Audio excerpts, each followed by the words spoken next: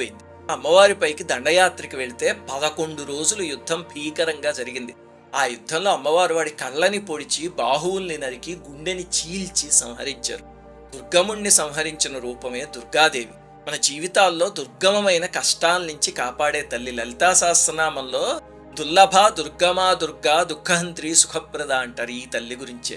ఈ అవతార గాథ నుంచి మనం ఏం నేర్చుకోవాలి అంటే, ఈ మధ్య ఒక వ్యగ్రత తయారైంది. ఏమిటంటే పీఠాధిపతులు మహాత్ములు ఏం చేస్తున్నారండి, వాళ్ళ మఠాల్లోంచి బయటకు వచ్చారా, రోడ్డు మీద సనాతన ధర్మం కోసం పోరాడారా అంటూ వాళ్ళని తూలనాడటం. గుర్తుపెట్టుకోండి, వాళ్ళు రోజు చేసే అనుష్ఠానం, వాళ్ళు రోజు చదివే వేదం, అవే ఈ కలికాలంలో ప్రకృతికి శక్తినిస్తుంది. వాళ్ళు జాతికి చేసే మేలు అదే, అంతకన్నా ఇంకేం చెయ్యక్కర్లే.